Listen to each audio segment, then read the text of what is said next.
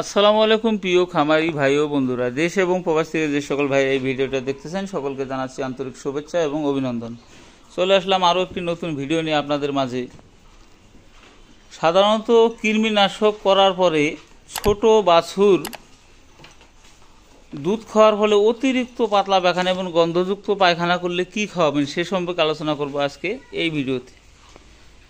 আপনারা জানেন বাছুর কিন্তু আপনার খামারের একটা মূল প্রাণ ভ্রমরা বলা চলে আর কি। একটা খামারির স্বপ্ন কিন্তু একটা বাছুর।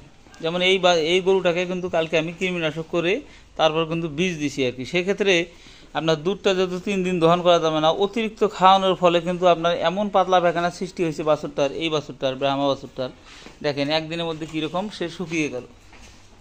এই যে তার পায়খানা, এই যে দেখতে পাচ্ছেন, এই যে এইরকম মনে হচ্ছে এক ধরনের রক্তের মতো এবং আঠালো, এই যে চর্বিযুক্ত পায়খানা।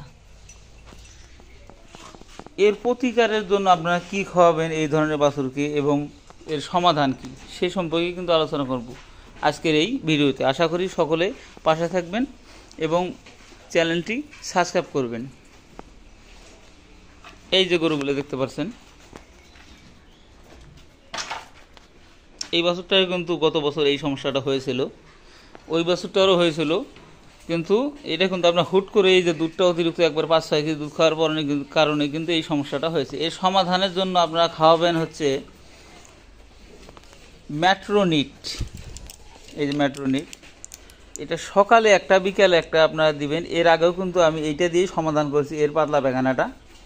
এটা পাতলা পায়খানা বলা চলে না, এক ধরনের আপনার পানিযুক্ত পায়খানা এবং মিশ্রিত এই যে দুধের মতো আঠালো পায়খানা। এইটা রিকভারি করার জন্য কিন্তু আপনার ম্যাট্রোনিটটা খুব কার্যকরী ভূমিকা রাখে আর কি। এই ম্যাট্রোনিটটা আসা যাক, ম্যাট্রোনিটটা আপনারা খাওয়াবেন কীভাবে। এই সাইজের বাছুরের ক্ষেত্রে আপনারা সকালে একটা বিকালে একটা, একটু ছোটো হলেও সকালে একটা বিকালে একটা খাওয়াবেন। কারণ এই মেডিসিনটার কোনো সাইড ইফেক্ট নেই। খাওয়ানোর ফলে কিন্তু পায়খানাটা জমাট বাঁধবে। একবার 2বার খাওয়ালে কিন্তু বিকালের মধ্যে একই পায়খানাটা রিকভারি হওয়ার সম্ভাবনা থাকে।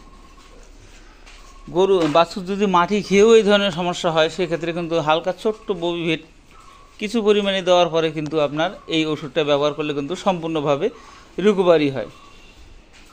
কাজেই খামারে খুঁটিনাটি যে সমস্যাগুলো হয়ে থাকে সে সম্পর্কে কিন্তু আপনাদের জানানোর চেষ্টা করি। আমি অন্যের ভিডিও কিন্তু বানিয়ে কিন্তু আপনাদের দেখানোর কোনো ইচ্ছা বা নেই, কারণ আপনাদের কিন্তু সকলকেই কিন্তু আমি ভালোবাসি, আপনারাও আমাকে ভালোবাসেন। যেভাবে আপনারা সাপোর্ট করতেছেন তাতে আমি অনেক খুশি আর কি। কাজেই আপনার এই ছোটো বাছুরের ক্ষেত্রে যখনই আপনার এই ধরনের সমস্যা হবে, দুধ খাওয়ার ফলে সৃষ্ট যে পায়খানাটা তৈরি হয়, সেক্ষেত্রে রিকভারি করার জন্য আপনার ম্যাট্রোনিভেটটা সকালে একটা বিকেলে একটা, যদি পর্যায়ক্রমে না কমে পরপর 2 থেকে 3 দিন আপনারা ব্যবহার করবেন, আল্লাহর রহমতে একবারে রিকভারি হয়ে যাবে। ধন্যবাদ সকলকে। আসসালামু আলাইকুম।